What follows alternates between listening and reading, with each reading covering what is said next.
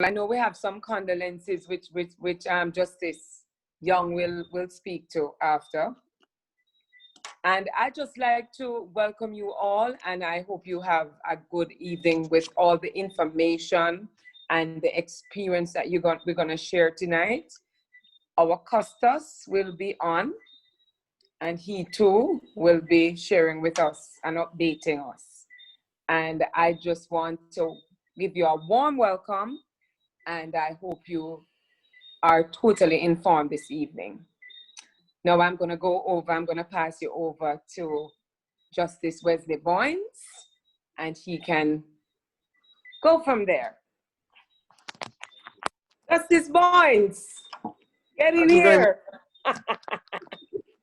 Thank you very much, Judy. Okay.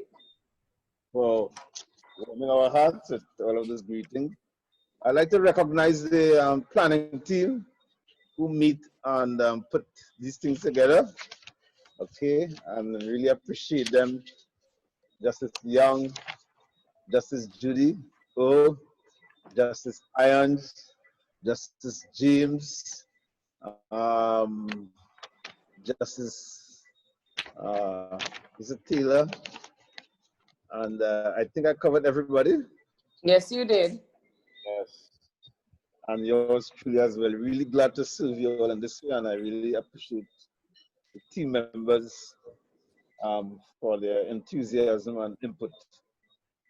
Okay, at this time, our Justice Young will pay tribute. We have some persons who has gone on over the last couple of months.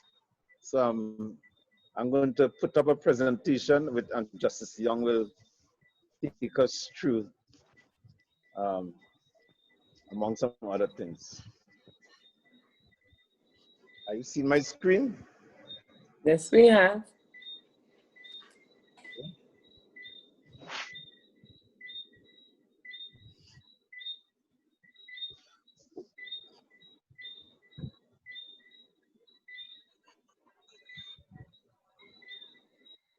The Chairman and Facilitator, Wesley Boynes, Honorable Custos Everald Johnson, our guest speaker, Mrs. Campbell Basco, our co-presenters, fellow JPs of St. Mary, I greet you well this evening. Over the past few months, we would have lost a couple of our JPs. So on behalf of our Honorable Custos Johnson, we wish to extend our profound condolences to these JPs who has departed our heart. At this time, we will pay homage to them in just looking back at their names and their contribution to the community. So we have Vincent Mason, the late CEO of Mispa Funeral Home and Mispa Furniture. He's a senior elder of the church, a past board member of the Port Maria Primary School, a past member of the St. Mary Chamber of Commerce, among many other community groupings. And so Mr. Mason was a stalwart in St. Mary and beyond. He acted as custos a few times during his tenure. And so we would have lost him in recent months or weeks. Next person, please.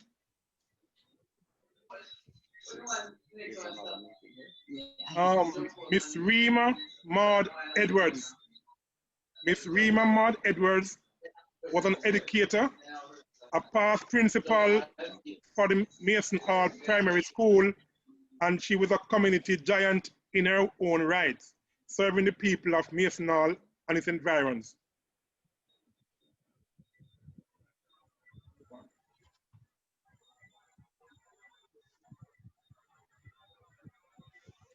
Miss Brenda Phillips, a former Phil Potts,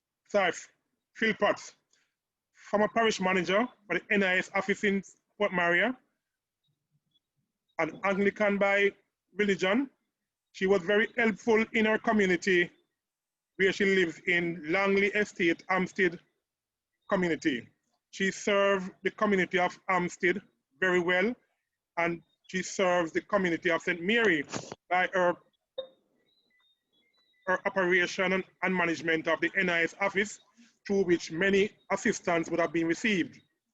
So we pay homage to Mrs. Brenda Philpotts.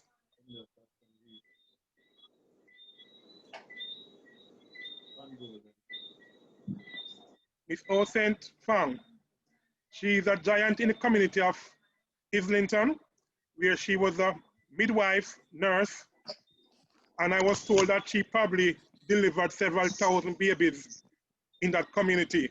I'm not sure if our friend Rydell Clark was also delivered by her, but she lives close to one Rydell Clark, and so she would have worked in the community of Islington and its environs over the many years, serving the mothers who were giving birth.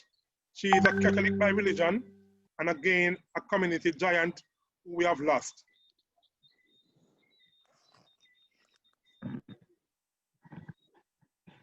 Michael McNoon. Michael McNoon, he was very vibrant even in the last meeting that we had. He's a real estate lawyer by profession, a Supreme Court mediator, a senior Muslim leader. He was a director of the Chamber of Commerce, a president of the Rockville Citizens Association, and businessman. McNoon was very instrumental in the chamber, and he would have led the Junction Road Committee on many occasions, ensuring that the road was being fixed according to plan. And so the chamber, the community of JPs and the wider St. Mary would have missed him dearly. Just to add that McNoon died suddenly after a brief accident that he had. And subsequent to the accident, he would have been to doctor in Kingston where a surgery was being planned. And so he would have died while undergoing the treatment. So at this time, I will call upon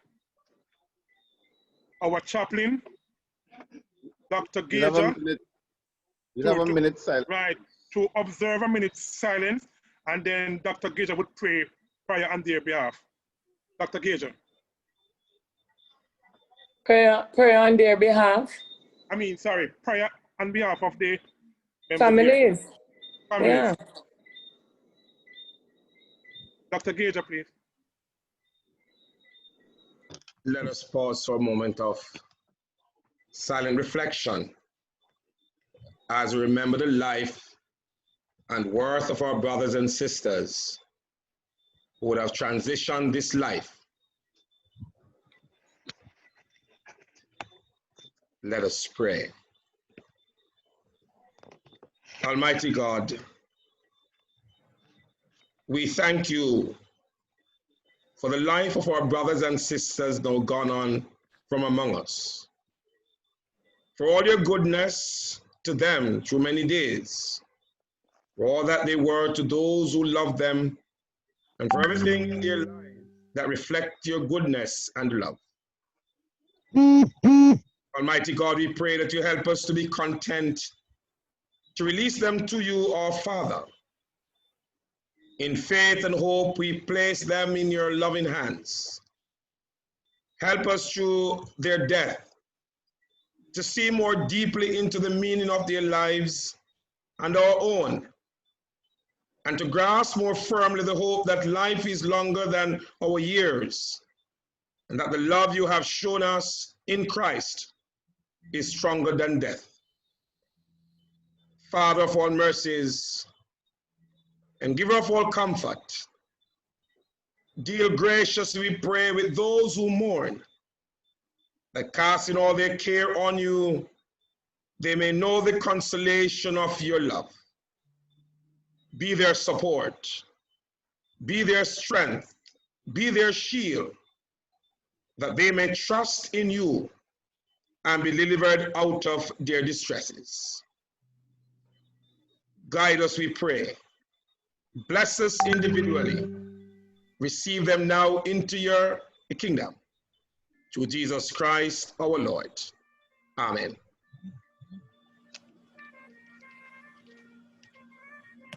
Thank you, Dr. Gager.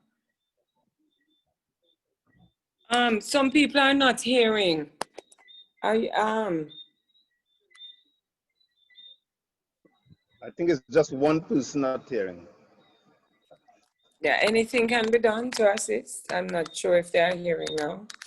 I gave him a number to call. Oh, okay. It was just one person. Thank you, Mr. Chairman. We'll continue with other announcements.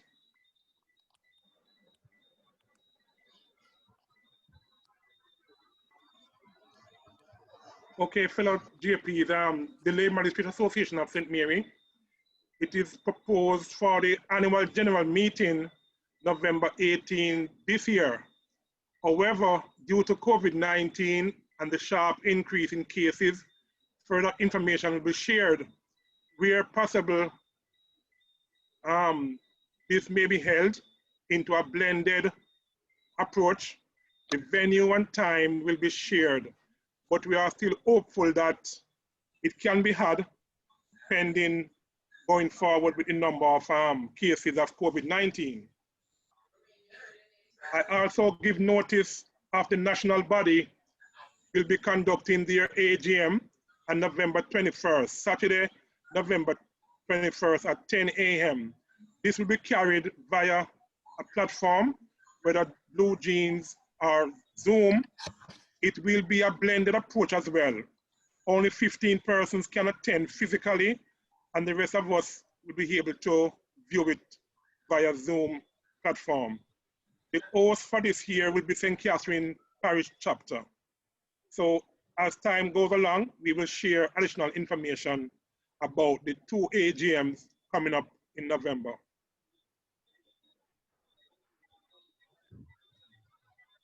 The next segment I'll be sharing is a segment that includes awards and recognition. I'm not sure if I should be the one to read it. I'll ask Mr. Boyce to do this one. You're sounding very low to me. I'm not hearing you so clearly now. Where's the one? Go to the very low, very low. Okay. The Lay Magistrate Association recently held its annual Golden Scale Awards on Saturday, August 22nd, 2020 at the Hotel in Montego in St. James. Award were received by our members. The parish award went to JP Michael Johnson. And you see his picture there with his big smile. And also JP Frederick Young, he got the county award for Middlesex. So congratulations, congratulations. Well done. Keep up the service. Can you put your hands together, our colleagues?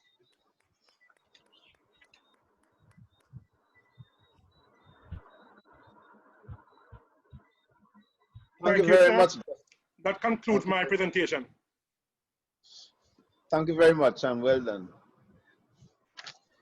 Okay, you sound very low, Justice Wesley. I am hearing everybody loud, so you need to turn up your volume. I did.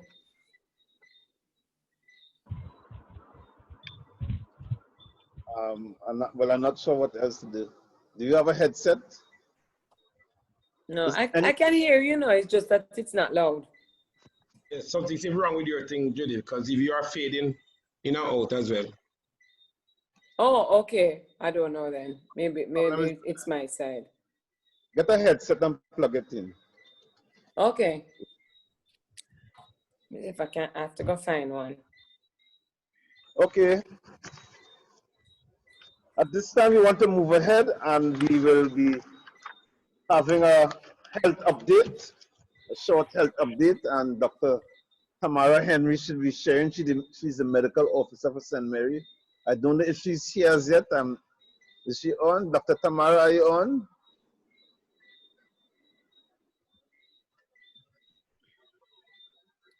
Okay, I'm not seeing or hearing her, so I'm assuming she's not on. One more time. Dr. Tamara Henry, are you on? Okay. So we'll move right along. I'm not hearing so clearly at all. All right.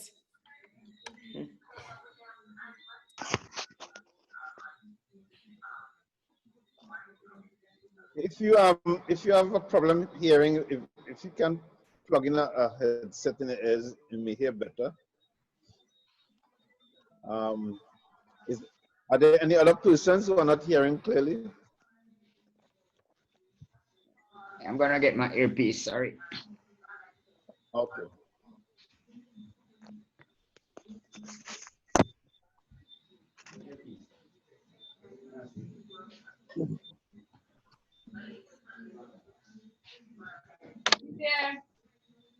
Okay, so as Dr. Tamara is not here, so we'll just move right along. The next item on our agenda this evening will be the Costas Corner. Costas, are you ready for us?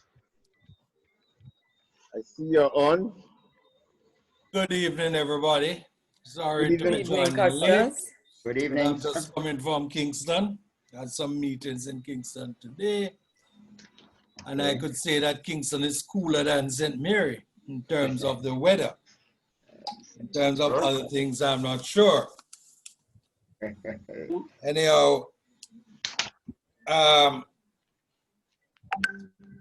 glad that we're able to be meeting once again, and this really, I must commend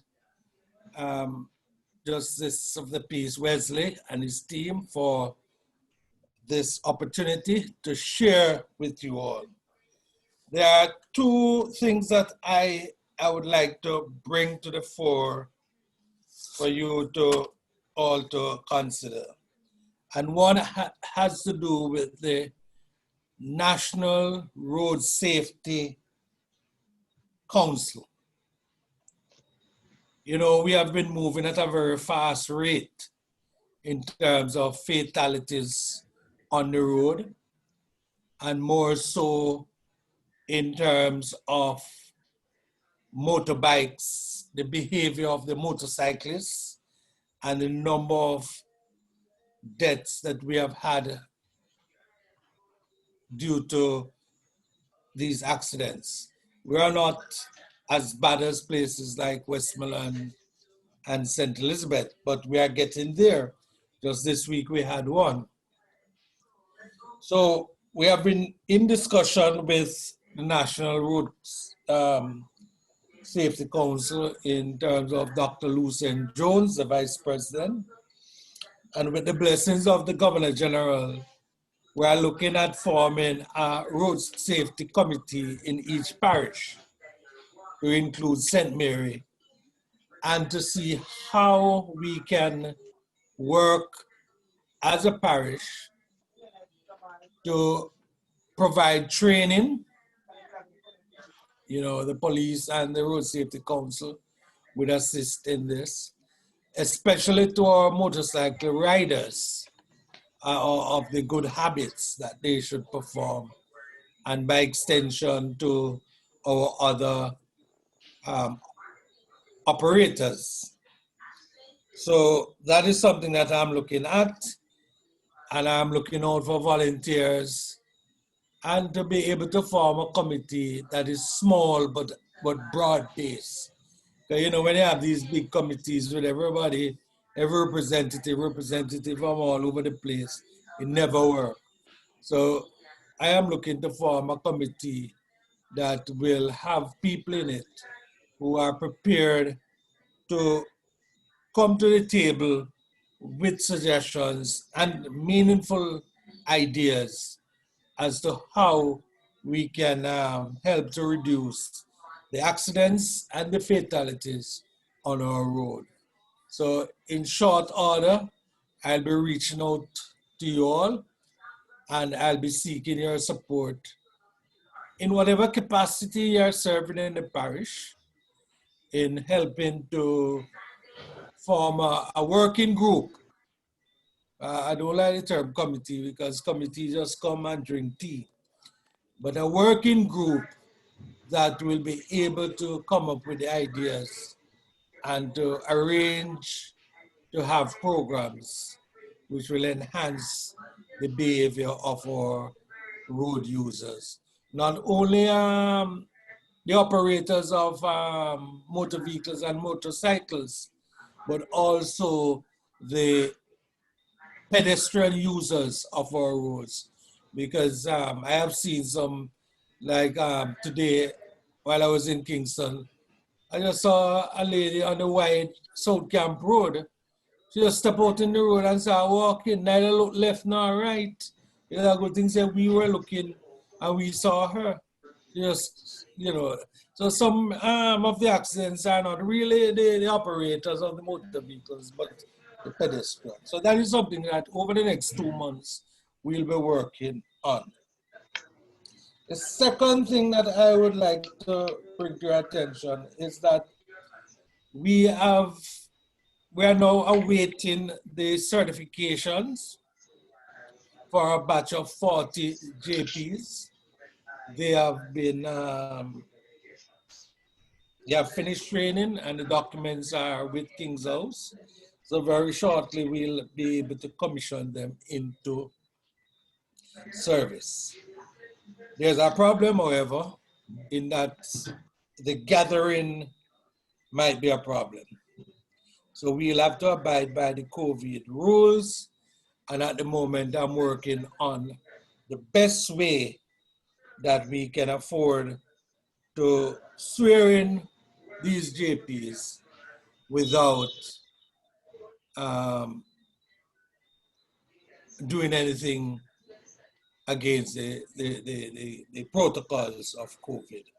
So very short, as soon as we have the go-ahead from the Ministry of Justice, we will inform you. Unfortunately, we might not be able to invite people to the swearing in.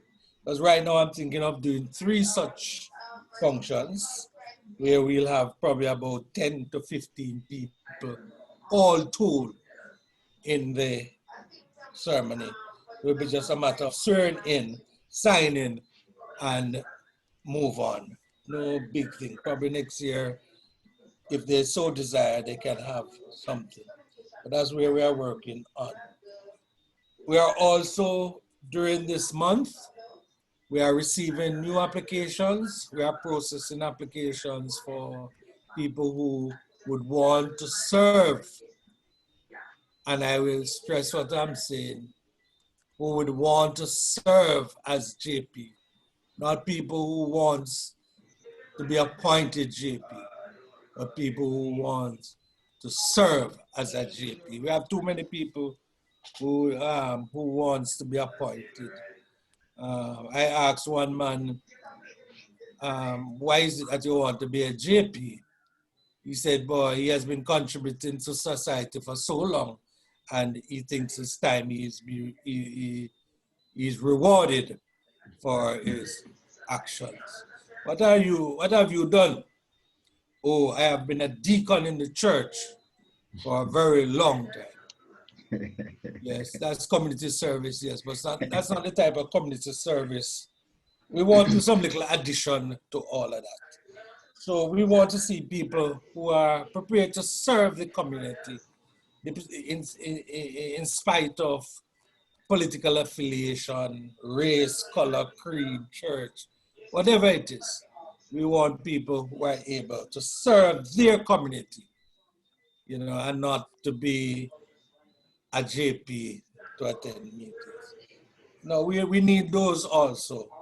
But right now I'm looking for people who are community involved so that we can access training for things like mediation, because that is very important now, because I was reading an article probably last week, which is telling us that because of COVID, we might be tending towards having more domestic violence.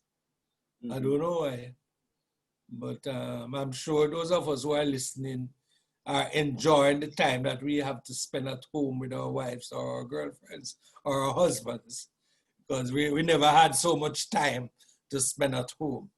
So we're catching up on those lost time that we were all over the place. So that's my little bit for now. And are there any questions? I will answer because our guest should be coming on shortly. She promised that she'll join us at about 8 o'clock because she's in a meeting. So I suspect that she probably might be a little late, 2 or 3 minutes late. But last time I spoke to her, she's coming on. While we're at it, is there anybody else that you would want for our next meeting? Anybody that comes to mind? Because it's easy to get people now, because they stay right in their bedroom and log on and discuss things with us. So think about that. Think about the topics, and I will see what I can arrange. Okay? Thank you very much. Question. Go ahead, Custos. Samuel. Thank you Go very ahead, much. Samuel. It's a question, easy one. A member who applied, a prospect who applied was called for an interview, but the interview was then put off. Just querying whether or not she missed the other call or the interview is still pending for those who have recently applied and are being processed. The interview is still pending. Pending. Okay. Because we have to be careful. I don't want to have people traveling too much because let's face it, COVID is real. Right. COVID is real. St.Mary is doing well. I think we have had about 5 deaths so far. And we have over 100 and thing. And we're still not wearing masks. So I have, on my part, I have to be careful. I demand of people, okay? So I am looking at other means of probably I might, if it's possible, I might do phone. An interview by phone. Eh? Yes. And I will do my intelligence work and I'll get people in the area to do a vetting check for me. So I'll be better informed as to the ability of people to serve. Sounding good, sounding good.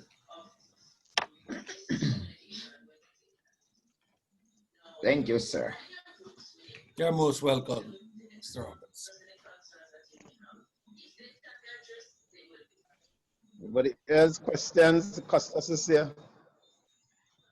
If I may add one more, I'm not sure if it's for the Custos or my president, but my ID, James Peace ID, has really been defaced. I don't know, somehow the ink, it's been defaced. I think heat catches it somewhere along the way, but it's been a while now I have it. So I'm thinking the process of replacing, how easy or difficult. What type of ID that? Is a lay magistrate ID or a JP ID? It's the one that I got when I was sworn in, Actually, I'm what's written on it. I'll probably look at it. But yeah, that's the only one I have though. It's a JP ID. I think you should wait until the NIDS come around. Because JP will be embedded in that ID. Another that is JP, that other than driver's license and passport, no other IDs carrying the weight. You cannot take a JP ID to a bank. That's so true. So true. There was a question, why shouldn't it be valuable like that? Well, okay. Let me put it this way. I can produce a JP ID for you. And if I can produce a JP ID for you, anybody can produce a JP ID. Because there's no embedded security in it. Wow. So we'd have to move the production from local to central level like the others. Exactly. We'd have to ask the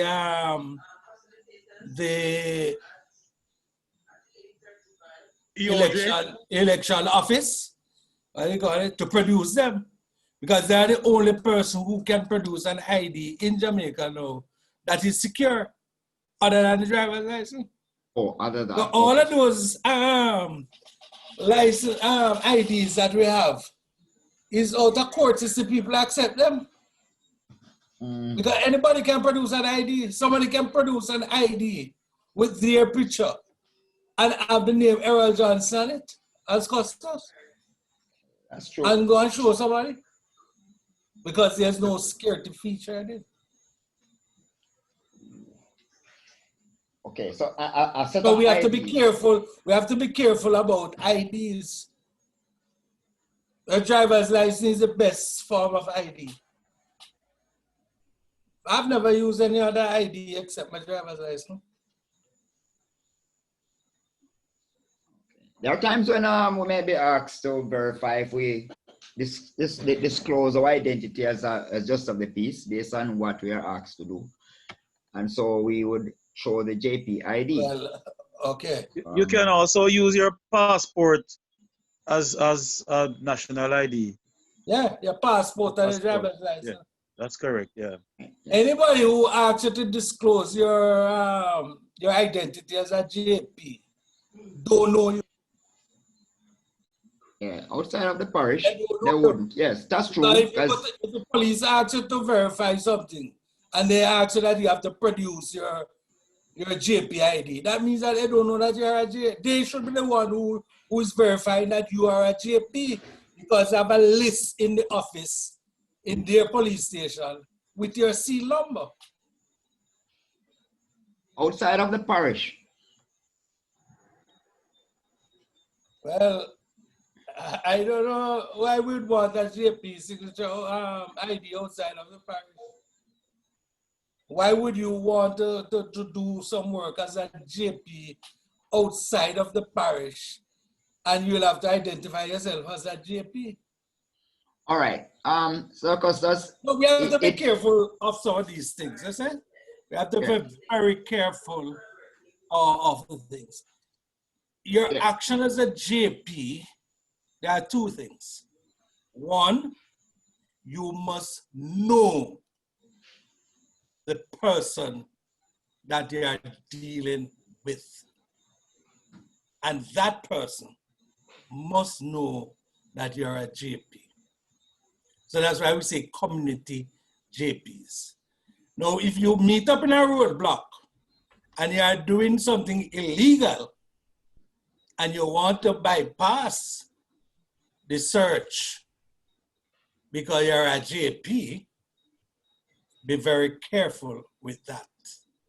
Because a lot of JPs have gotten, because for me, in security, if you're stopped and you start trying to bypass the security process, it starts ringing a bell. That why would this man, if this man is clean, why he don't want me to check his his papers? You get the picture? You have to be careful. Yeah, that's not it though. That's not it. So, So people have asked me, people tell me that they wanted to use at the airport. It's a passport to use at the airport. Yeah, nothing like that. Nothing like that.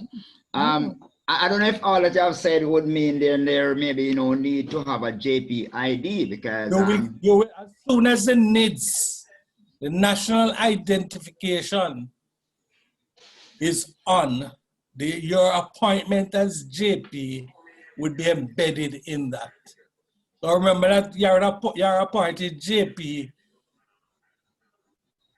Yes. What you would say, I wouldn't say for life, but I say you're appointed a JP until such time. And you will only be removed as a JP if you have committed a crime or something like that and are found guilty. You cannot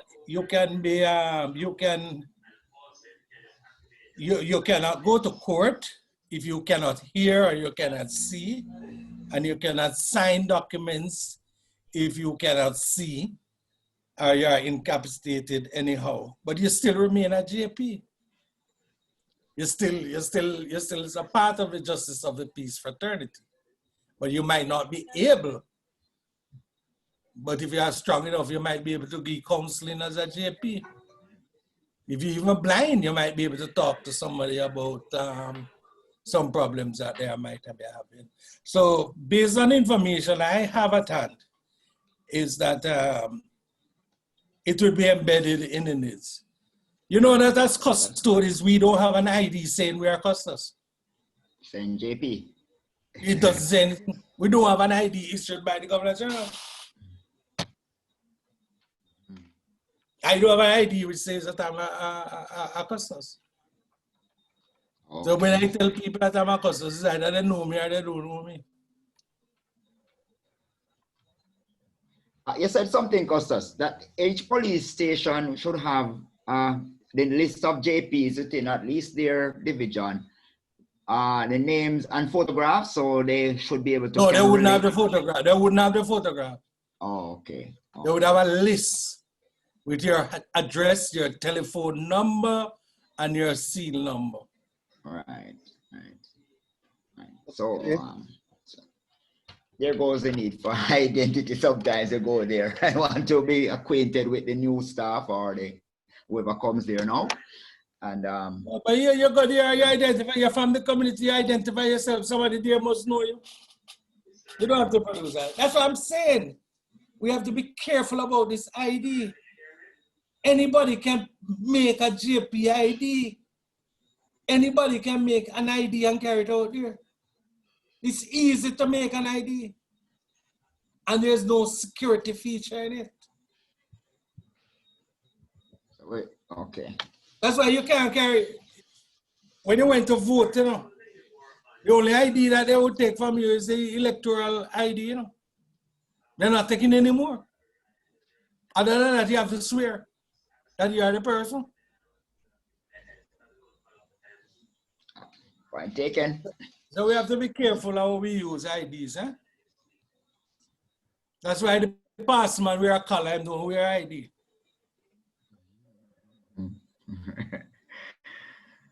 All right, Rev. Dr. Henry just came in. So we're expecting somebody sharing the any time screen. now. Yeah, somebody's sharing a screen. I'm not sure if they should be sharing the screen. Thank you very much. Yeah, Dr. Henry,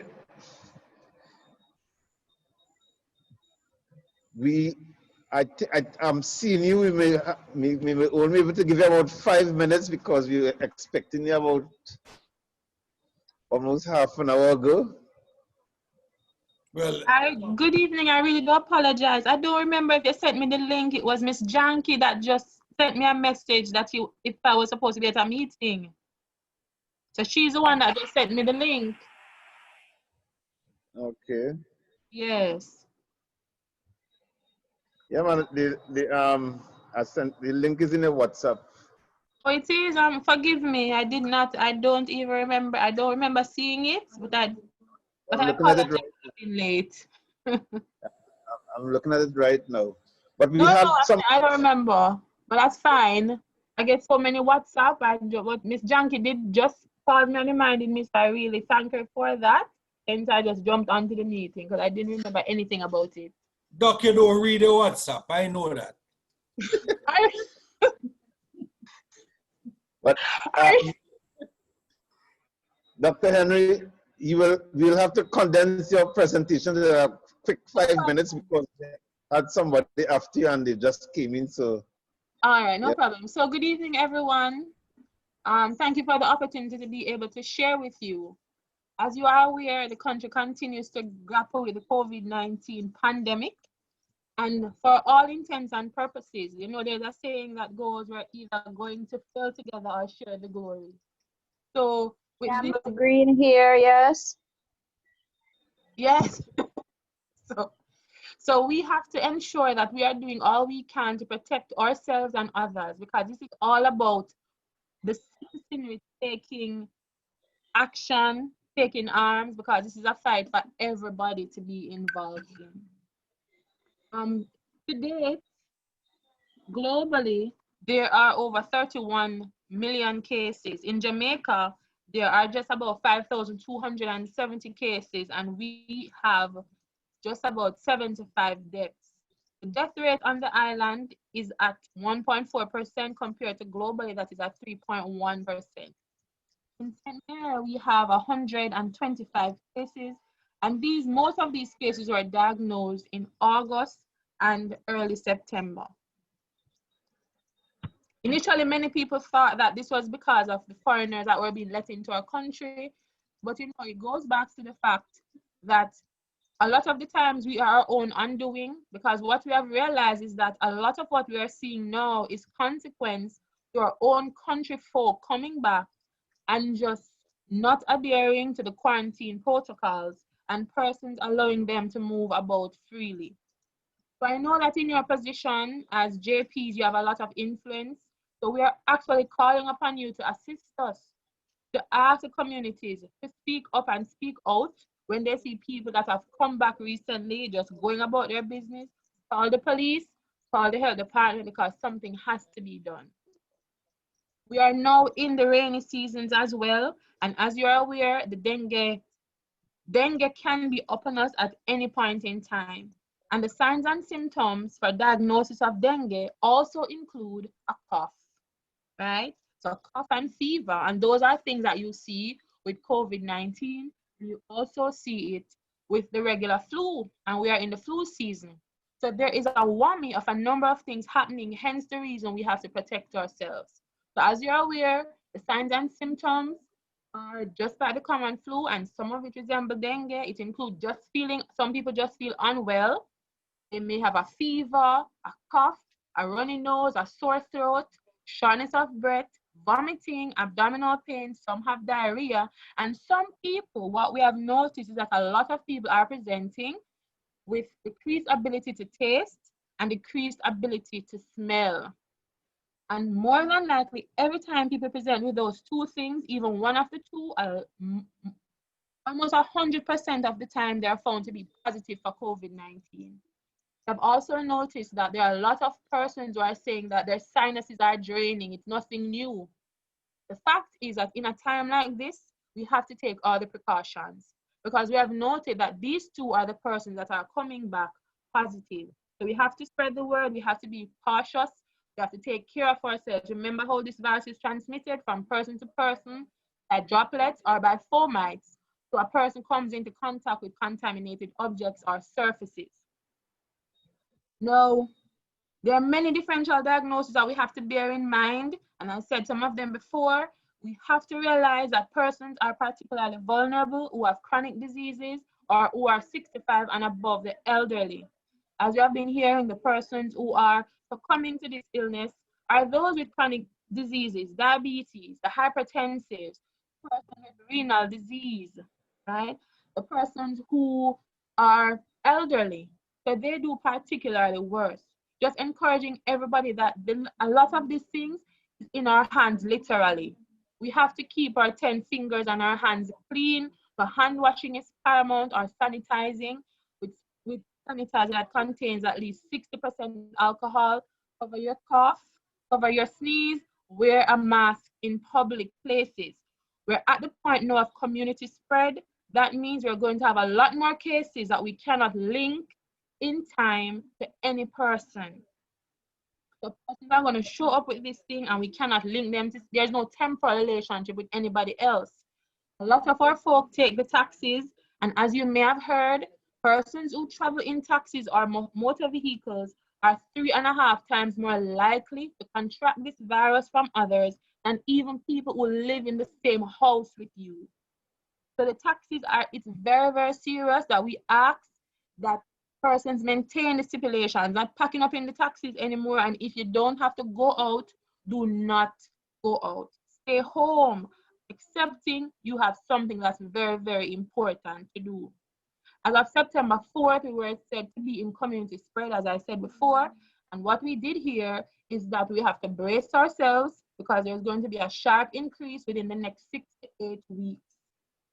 And as said before, for every one person that you find that is positive, there's likely another 10 that you have not found. A lot of these persons that are positive are without symptoms, right? And initially the school of thought was that they were not going to be able to shed, but that has somehow shifted. Despite the fact that they shed the virus at a decreased rate compared to those who are symptomatic, they still are able to transmit this virus to others. So we're just encouraging people to adhere to the guidelines. Physical distancing, 6 feet or more apart from each other. Wear your mask, right? No handshaking, no kissing. You can wave to each other. You know, in Jamaica, we have this wonderful song, this long time girl, I never see you. Now we see people just wave and move along, right? I'm sorry I didn't have more time. I'm really sorry I was late for your meeting. I totally forgot. Did not even remember, sir, that you sent me a link. I don't recall it, but thank you for it, and thank you for the opportunity to share. Thanks again to Miss John. You reminded me of the link. So I will stand down because you gave me 5 minutes. I don't want to take up your time. Thank you very much, Dr. Henry, and we'll have you back again because we want to stay in touch with you and we want to keep the lines of communications open. You're welcome, sir. You're very welcome. Yes, and I hope us GPs will take note of the appeal for us to play an active part in keeping the community alert, sensitive, and aware of the situation. Thank you very much. You are welcome, sir. Okay. Thank you for the invite. Thank you, Doctor. Thank you, my principal, Custis Johnson, for extending the invitation to me. Thank you so much. Well, we're expecting to have you every month. We'll have the MOH corner. All right, sir. Anything for you, but just remind me. it's not only COVID that we are worried about. We are hearing about dengue now. Yes, yes. It's a time for it. It's a time for it, sir. So probably next time we'll give you my spot so that we'll have 2 spots. Okay, sir. Thank you so much. I really apologize again. Yes, sir. On behalf of all of us, let me thank you and your staff for the wonderful job you're all doing. God bless you all. Thank you so much, sir. Great. Okay, at this time I'm going to ask Justice Burchell James to introduce our special, another special guest. So go ahead, Burchell. Thank you very much, Mr. Chairman. Mr. Chairman, Honorable Costas, Justices all, Dr. Henry, it's my pleasure and privilege to introduce to you a young lady, a dynamic young lady who has been serving the justice, the system in Jamaica actively and passionately. She has been, for the last 4 years, the director and principal for the Justice Training Institute, which is a training arm of the Ministry of Justice. Many of us would have participated in the training of mediators as Justice of the Peace, and that comes under her portfolio. She's an attorney at law, a Justice of the Peace herself. Her name is Mrs. Campbell Basco, Mrs. Karen Campbell Basco. She has a unique combination of skills and discipline. She has a first degree in economics. She has a Master of Science degree in Management Information System, apart from being an attorney at law. And she has worked in the tourism sector. She was at the Wyndham Hotel, and she's a lecturer, both at the university and the University of the West Indies and the University of Technology. I don't know how she manages it, but she has been all over the island, ensuring that we have an adequate supply of mediators, and she has passionately pursued knowledge for herself and the dispensation of knowledge, in that she has shared generously every opportunity she has. So tonight, I expect that she will be sharing with us some of that experience and knowledge she has as it relates to the matter of dispute resolution. And so it's my pleasure to invite Mrs. Karen Campbell Basco to address us at this time. Thank you. Thank you much, Mr. James, for that introduction. Good evening, Custis Johnson and fellow JPs. Thank you for having me. And thank you for being here at 8:23 and actively listening and waiting for some additional information on how you can carry out your role. I really do appreciate this invitation, Custis Johnson. And I want to thank you for the opportunity to share with your group once more. Most welcome, ma'am. Thank you, Costas. I'm going to, if you don't mind, Chair, I'm going to share my screen. I have a PowerPoint that I'm just going to use to guide the conversation. May I go ahead? Go ahead. Okay, thank you. So I am conscious of the time, and I think I have about 20 minutes for my presentation and Q&A. It therefore means that I'm going to do it a little different than how I would normally. I normally allow for interactions during, but probably we'll have to keep the questions until the end. So if you want to go ahead and probably jot down your questions, and we see how many we could get through at the end of my presentation. But I am mindful of the time, don't want to keep it too long. I will stay here until 10 o'clock if you allow me to. But conflict of interest is a topic that I'm going to be talking about because much of our trainings, especially the sessions we've been doing for new candidates who will be commissioned as JP, the question about whether there is a conflict when they carry out certain actions usually arise. So I thought it was fitting to put together a presentation that, now that I have it, I'm going to go around and use it at other parishes as well. And I'm going to make sure to tell them that this was initiated by Costas Johnson, because but for his invitation to come and share in your roundtable talk, I probably would not have singled out this topic to deal with. Now, in terms of conflict of interest, yes. You need to go into a presentation mode? Yes. Okay. Thank you. In terms of conflict of interest, we're going to be talking about recognizing the conflict of interest, how to avoid it, and should a conflict arise, how do you manage that particular conflict? That's what we're going to talk about today. My starting point is the Justices of the Peace Act of 2018, which for me, I call the Bible that JPs use to guide their walk in the office. I call it the Bible because the JP's Act of 2018 not just indicate stipulate your code of conduct, but it also indicates what your requirements are as you serve as a JP, as well as what happens if it is you are found to be in breach of these requirements or the code of conduct. And the JP Act of 2018 has made breaches of the code as well as breaches of provisions in this Bible criminal offenses. And should you be found liable of committing any of these breaches, you may be found, you may be convicted and caused to pay a fine. Some of the fines go as high as 500,000 or are imprisoned for as high as 3 to 5 years. So it's important for those who have not yet had a read of our JP Act of 2018 to do so, but particularly your code of conduct, which is in the first schedule. I don't expect you to read what is on the screen. I just want to point you to the first schedule, which if you have a copy of the Act, it's on page 20, and it has 4 codes and subcodes. So it's code 1 through to code 4. This is all there is, 2 pages of code of conduct. But this code is important. I'm particularly going to be pointing you to Object 1, Code 1, Code 2B, and Code 31C in my discussion on conflict of interest. Now, Code 1, and I'm going to make it larger for you. Code 1 says that the object of this code of conduct for JPs is to reinforce the effective administration of justice by promoting high moral and ethical conduct among JPs and to promote the eradication of any tendency to corrupt practice. I have it here on screen because I wanted to underline and make larger some keywords. Effective administration of justice, which means if you breach the code, you are affecting negatively the administration of justice. High morals. So sometimes we may be asking, what are the morals? What guides us as JPs? What ethics are we supposed to be bound by?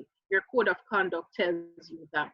And as well, if we follow the code of conduct, we will certainly be eradicating the tendency that has been in place to carry out corrupt practices. And it's important, therefore, for you to know the code inside out. But today we're talking about conflict of interest. So I'm particularly pointing you to Code 2B. Code 2B says that in carrying out the duties of the office of a JP, the JP shall be unbiased in the exercise of the functions of the justice of the peace and shall take all necessary steps to avoid conflicts of interest, real or perceived. I'm going to stop it there since that's what we're focusing on. So I've made it large again. Several things in Code 2, I've picked out B, you need to take as JPs all necessary steps. So if it is found out that you knew there was a conflict, and we're going to define what conflicts may be, you took the action nonetheless, especially if that action is a real conflict. But look, the law went further. The law is saying even if it's not a real conflict, if it's perceived as a conflict, you should take all necessary steps to avoid it. That's your code. We don't have the time to go into it for me to link it and show you that I'm not telling you tales out of school, but the JP Act says breach of code of conduct is an act of misconduct. Acts of misconduct, according to this law, are criminal offenses. It's not even a civil matter. It's not even a little tap on the wrist. It's a criminal offense that you can actually spend time in prison for. So you want to take all necessary steps to avoid conflicts of interest. Code 31C tells you what you should do if you realize that there's a conflict of interest.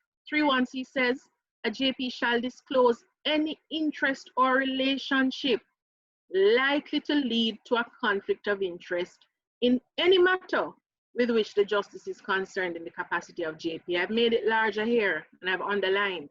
Shall. In legislation, you hardly ever, if at all, will see the word must. In law, shall means, or shall is saying to the reader, this is what the law expects you to do. So interpret it as a must. So you must disclose, not if, not when, not sometimes, not if you choose to. You must disclose any interest, any relationship. Not the ones you think you should, but the ones that are likely to lead to a conflict. It didn't even ask you to go and assess if it will. The law is saying to you the minimum measure here is likely to lead to a conflict of interest. And when, which matters? Any matter. Any matter in which you are carrying out your duties as a JP. So some of us wear different hats. Some of us are ministers of religion. Some of us are principals. Some of us have other professional qualifications. We're talking particularly about your hat as a JP. Tricky thing though is that the office of the JP is a public office, and you have seen, even through observing other offices, the JP hat is not one that you can take off today and put it on back tomorrow. You really do wear that hat every day. So though the law says in the capacity of a JP, when you come to be assessed, the court may, or your peers may, also assess you because you are a JP. They're going to be expecting much of you if you are a JP. So let's really look at what is a conflict of interest. And words that could come to mind if you're thinking about conflict of interest are personal gain, family, perceived, definitely always you're going to be hearing about perceived conflicts, interest, influence, financial, recognizing these conflicts are some terms. Now there are several working definitions for conflict, but we could take two of them. One definition for conflict of interest is the incompatibility of objectives or concerns, or the law has defined conflict of interest to mean where an individual is asked to judge if a fair-minded observer may apprehend that the act of this judge might not bring an impartial mind to the situation, the law may call it a conflict of interest. Put into another way in layman terms, if a reasonable person seeing this action or later finding out about this action may look at it and say, this person who made this decision, who carried out this action, really had a challenge with being impartial when they did it. If that impartial observer, fair-minded observer comes to that conclusion, the court is saying we may consider it a conflict of interest.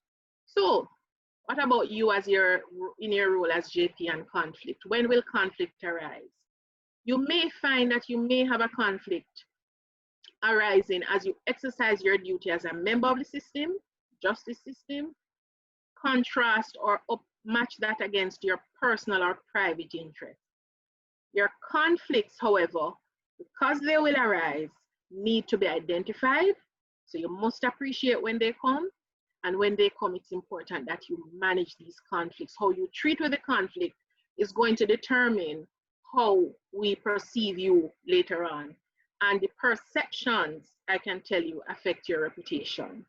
And if I had an hour, I could link all of this with the fact that for you to continue to serve as a JP, you must serve with unquestionable integrity.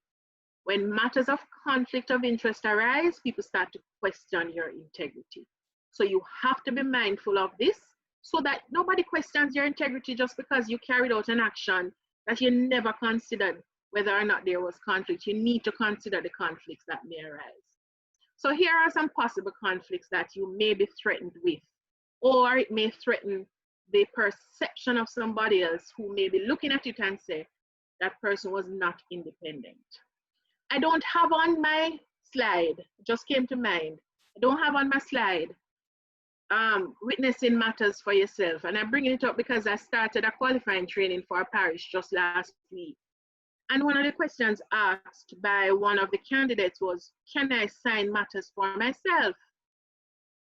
No, I answered the question because I did say to the candidates, ask any and every question, and I'm happy they asked.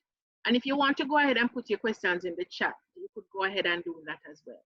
So I answered, and I'm sure the JPs who are here, because you are JPs already, so I wouldn't expect you to be asking. So the answer is no, you cannot sign matters for yourself. That is a clear conflict. You don't even need anybody to tell you that you cannot sign matters for yourself. You cannot witness your affidavit. You cannot certify that your photograph is a true photograph of yourself. Clear conflict. No perception. Clear conflict right there. So it's not on my slide, but that gets it out of the way. Some other threats that may cause your independence to be threatened. If you witness documents for family members or family business, this is a question that almost every JP asks at some point or the other. My husband is minded to say, what is the sense of having a JP in my house if I'm going to have to go run up and down to find a JP when I want to have my matters dealt with? Another JP said, sorry, go ahead. Just hold 1 second. Are there persons not hearing? I saw one person in the chat room. Are you all good now? Why is my chat not coming up though? I'm not seeing the chat. Okay. Sorry. Are you hearing me, Pastor Boynes? Are you hearing me? Yeah, I saw 1 or 2 persons said in the chat they're not hearing. So I just want to know if they came back on. Judy, you good? Look like she dropped out. Okay, go ahead, Mrs. No, I'm not. I'm still not hearing clearly. Not hearing me, or but no, you I'm heard? not hearing her. She's very low, very, very low. Oh, am I low for you, Mr. James? How is it I'm on your? hearing you I just have very clearly. to put you up to my ear. All right. See if you could turn the volume on your speaker up a little as well. I'm actually talking very loud, you know, because I'm getting passionate. My volume is all the way up. All right, I'll come a little closer to, I don't know where my mic is, but I'll come a little closer to the computer just now. All right. Right. So I was saying this is a gray area for some persons. For me, especially with this new act of 2018, it's no longer a question. Do not witness documents for family members. That is how I'm selling. I do have facilitators who say, you could consider it. I'm telling JPs no. Here is why I say no. Remember the code. Avoid conflicts, real or perceived. There's no question that signing for your husband, your daughter, your cousin is a real conflict. Whether or not it will amount to something negative is a different question. But a conflict is where a fair-minded person might, not will, not must, might. So it's questionable. But they might, if they assess it, consider that your independence was not one that would have caused you to make an impartial decision. Hardly anybody's going to write a recommendation for their cousin to get a job and put in there, say, from day one in bad, or put in there say, yeah man, he's my cousin, he lives next door and he beat him wife every day. Nobody's gonna put that in their recommendation about their relatives. Otherwise, why would you be writing that recommendation? So what is gonna happen when you carry out matters for your family members? The recipient, though you have no ill intentions, you're not telling lies, the recipient may not give it much weight, and it may therefore affect the individual who you are trying to assist. So I'm going to take a simple example. The passport form requires that you know the individual for at least 2 years. Who could tell you that you have not known your mother for 2 years?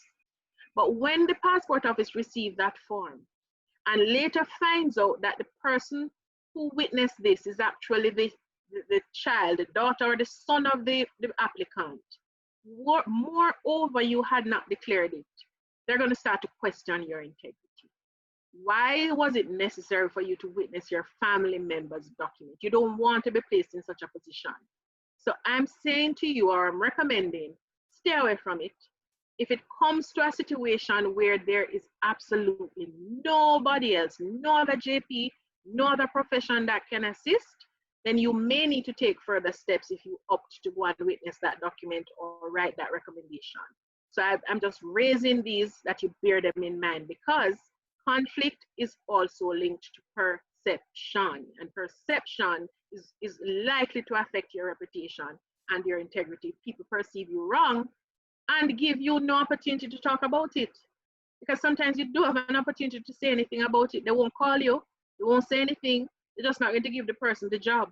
And whenever they see your name come again, they may likely say, no, anything that JP does, he doesn't consider all the factors before he goes into it, or he may not have given us all the facts because last week he did X and Y. They start to question your integrity, and you don't want that. The question of witnessing documents for your organization. Now here it's a little tricky.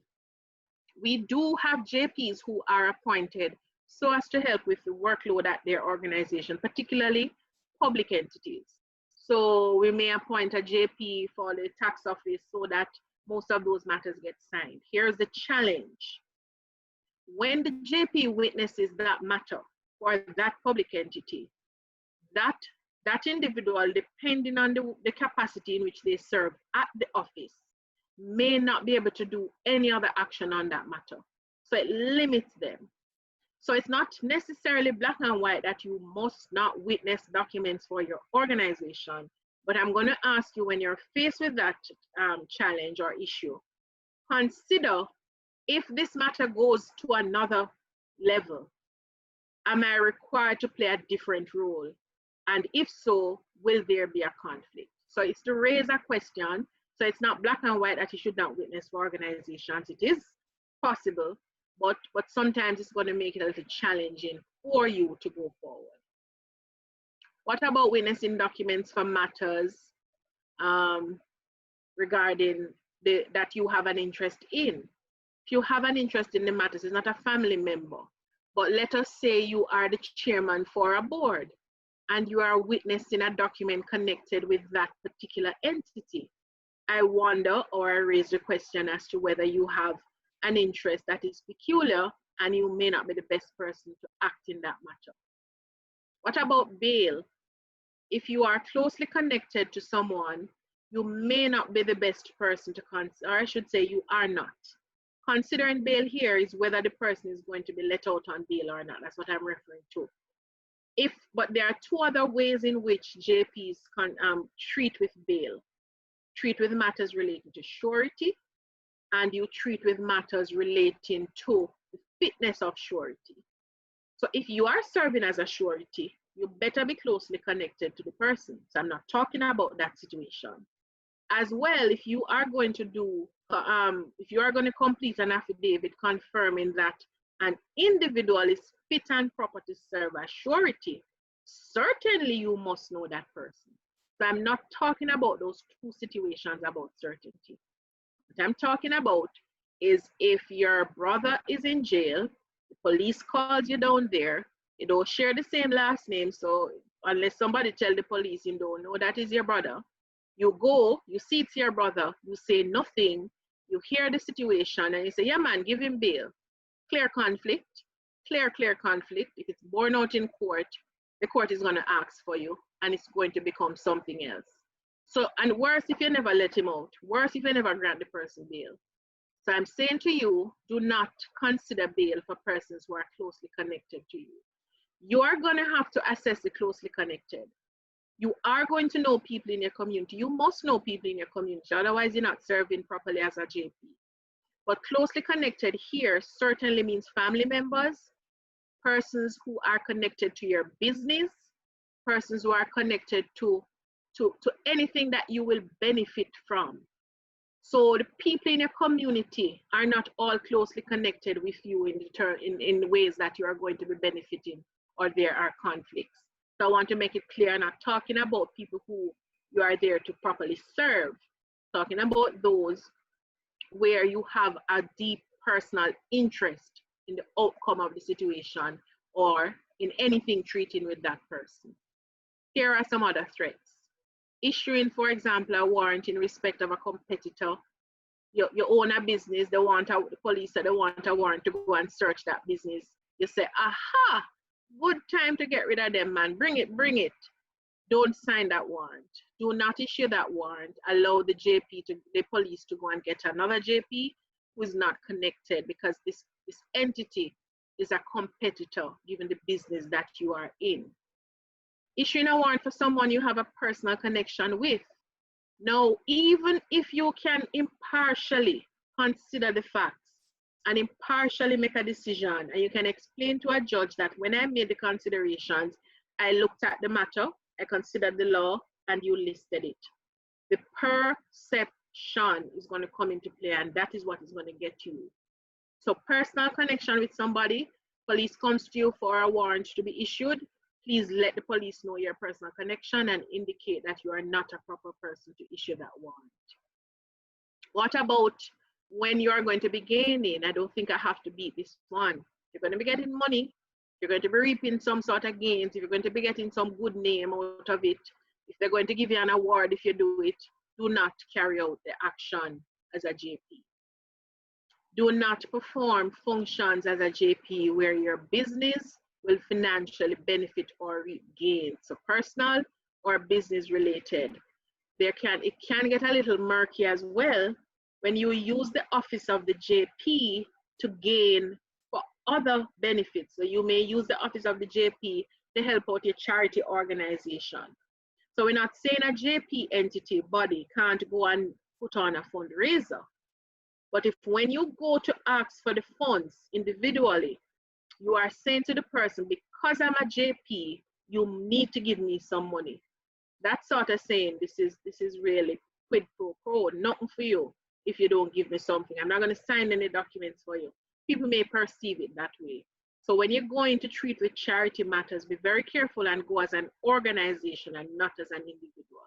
You may run into some trouble there if you go as an individual versus a structured, organized activity. When you're performing a function as a JP where you were previously involved in the matter, or you have prior knowledge. So let us say those of us who serve in the court, you serve in the lay magistrate court, you witnessed an incident that is now before the court, you realize that this is the same matter that the court is now going to be adjudicating on, you need to recuse yourself. You have prior knowledge. When you are serving in a matter, even if it's not as formal as court, two parties come to you and say, listen, we're not getting along, and we want you as a JP to help us to resolve our conflict. If you know the person involved in the conflict, worse if the other party doesn't know that you know them well. Now remember, I'm qualifying, no, I'm not talking about people who come and go in your community, I'm talking about close connections. If the person in conflict, one of the parties in conflict is your sister's husband or your cousin's father, something along that line, that's too close a connection for you to be impartial. Or even if you are so properly trained and you can be impartial, take off the JP hat and do your work as something else. You cannot, as a JP, convince everyone that you're impartial in a matter where you could easily have somebody else treat with it. Definitely, if you're presiding in court and you know the victim or the accused, you need to make it known. There are standard procedures that you need to carry out if this is the case, but you have to declare your conflict there.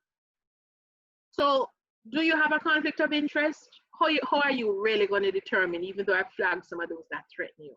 Something comes up, the person is in front of you, the person says, I want you to help me. Ask yourself these two questions. Do I know the person before me? And if so, in what capacity? It's a close proximity, even if it's not blood relations. If your decision will so affect the person that later or now it may affect you, impact you, I'm calling that close capacity, and it may not be best for you to carry out that particular action. Ask yourself as well, do you have a personal interest that may conflict, or a personal interest that may be perceived to conflict with your role as a JP? The answer to that is yes, leave the matter alone. Ask yourself, is there a benefit for me? Am I going to benefit now when I do this matter? Am I going to benefit later? Is my wife going to benefit from it? And if your wife benefiting, you're benefiting as well according to the law. So stay away from it. How will my involvement in this matter be viewed by others? You must ask yourself that. I said before, the law says you are to avoid all conflicts of interest, real or perceived. If an impartial mind is going to perceive it as a conflict, the law says stay away from it, avoid it at all times. Ask yourself, what would be the consequences if my involvement was questioned in public? What if they now say, you've done this matter, you've made this recommendation, you've signed off on the sale of land transfer, but you never declare, or you didn't indicate that you know the recipient or the person who's doing the transfer? How are people now going to view you? Spoke about that earlier. Ask yourself, if assessed, will your involvement in the decision appear fair and reasonable? And we're talking about appearances and in all circumstances. Ask yourself those questions. What do you do if you think you have a conflict? Several things you can do. If the person before you is somebody that you know, ask yourself, does your knowledge of the individual affect your ability to make a just and fair decision without malice or without favor? Because it can be that you're going to make a good decision in favor of the person, or a decision that will affect the person negatively. You need to ask yourself, and if the answer to that question is yes, stay away from it. How will others view my involvement? You want to question that as well. If you do perceive a conflict, advise the individual. The person in front of you might not know that the other party involved in that matter is connected to you. So you need to let them know, this is a conflict, I can't treat with it. The person come to you about a matter about a company. You work with that company. You are the chair for that board. So they come to you about something happening at school, principal, and they want to make a thing and they want you to intervene. You are the chairman of the board of that school. You need to let the individual know, and I would go a step further and ask them to seek another JP to involve themselves. And you could do a direct referral. You could connect them to another JP if there is no need for the individual to know the JP, or vice versa. Ask yourself if it's a matter before the court. If it is a matter before the court, you want to advise the parties. This matter is before us. However, I am closely connected with the victim. She is my sister's best friend. She is my mother's close friend. Tell what your conflict is. Sometimes the situation is such that the parties may agree to allow you to stay. But again, I'm going to say to you, do you want anybody to bring up your involvement and question whether or not you are impartial at any point? You want to look out for that. If it's a matter that the police may have brought to you, advise the police of your conflict and stay away as well. And okay, I was going to say I was wrapping up, but that's my presentation in terms of conflict. You notice that a lot of the things I had on the slide were questions, because when it comes to conflict of interest, while some of it can be in black and white, some of it is going to come down to how you assess the matter and how persons will perceive the matter. as long as there is any doubt as to whether somebody will consider your action to be above board, I would say stay away from it, because you do not want your actions to be questioned at any time when you carry out your role as a JP. All right, I don't know if there's time to take questions, but if there are, I will take questions and comments.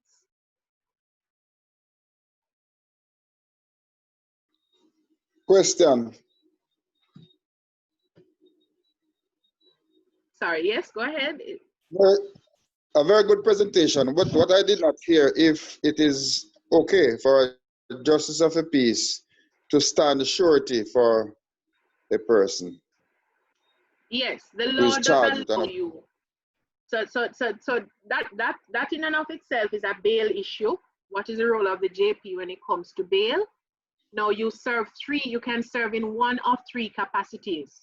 What I will tell you is you can only serve in one capacity in relation to a matter. So if you considered bail, then surety you cannot stand surety. If you are standing surety, then that's the only thing you can do in that matter. So one capacity, and there are three capacities in which you can serve. You could be the surety, you could be the one declaring that the individual is fit and proper to be surety, or you could be the one who says yea or nay to the matter of bail. In each matter, act only one. Yeah, thank you. That was very Let me clear. go a little further. Thank you for that question, Mr. Campbell, but I want to go a little further as well. I like to caution JPs. So if you're going to act as surety for somebody, make sure that proximity is close. I don't know if all of us are clear on what surety means. Surety means the person don't come to court. You are the one who will face the penalty. You're going to lose whatever you had put up for the bond. Or if you don't have it to give, you're going to go to jail. So a surety is the person who has committed to the court that they will ensure that the person will come to court. As well, one of the conditions could be that the surety puts up some asset. So if you don't want to be responsible for ensuring that Tom comes to court, if you don't want to lose your car if Tom don't come to court, do not act as surety. So this is one area where you need to make sure there's a conflict right there. So you need to make sure that you are in close proximity to that person and you are willing to accept any risk that may come if that person doesn't show up for court. And just one missing of court could amount to the court saying to you, listen, we're going to take action against your asset and or you. So just remember that when you— Thank you. You have spoken with clarity. Thank you. Very good presentation. You're welcome. Thank you, sir.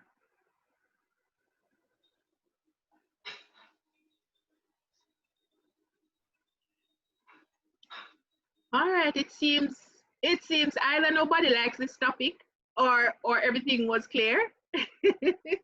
Mr. Chairman, I will say publicly that I'll enter into discussion with the director for part 2 and part 3 of our presentation in the near future.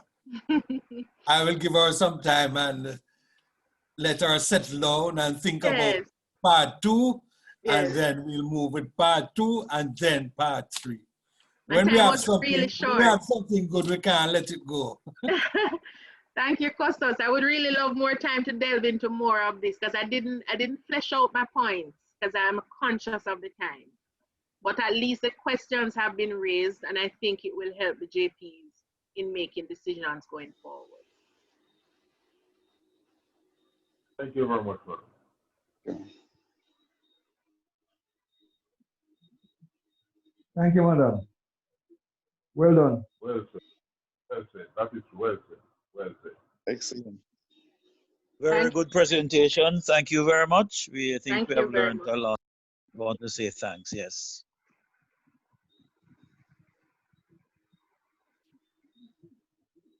All right. Do I exit now? The chairman? Chairman has something to say. I'm not hearing the chairman. It's unusual for him not to speak. Yes. Okay, yes, I was saying, hold on, Mrs. One, we have time for one more question. Quickly. Okay. Anybody?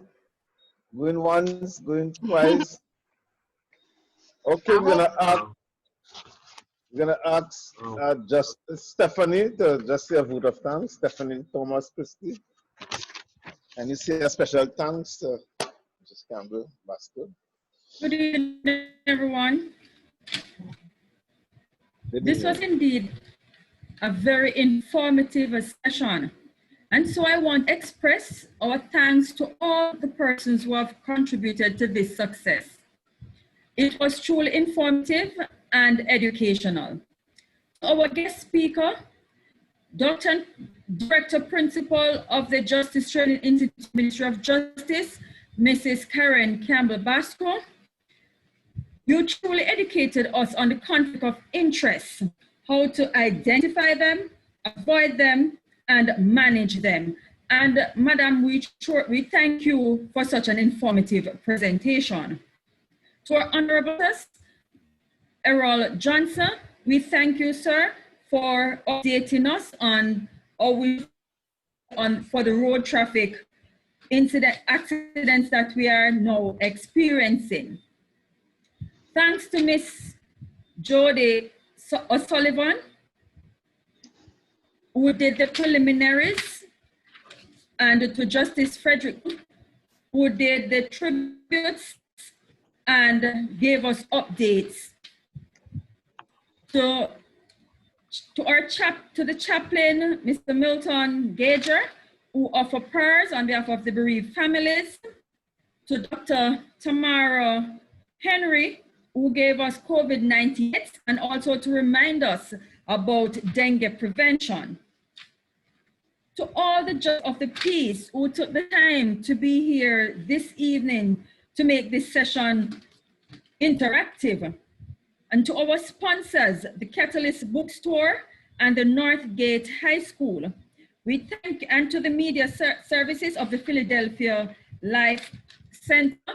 We thank you this evening for your engagement and your presentations. A heartfelt thanks from all of us. Thank you. Thank you very much. Before we stand for the national anthem, let me say, colleagues, let me apologize for, I know some of you were having problems hearing. What we did, I was putting numbers of some people you can call to assist you. Because if other persons are hearing and you are not hearing, then the problem really is on your end. It's not a general problem from the broadcasting. So that's why we were proceeding, because it's an individual problem if you are not hearing.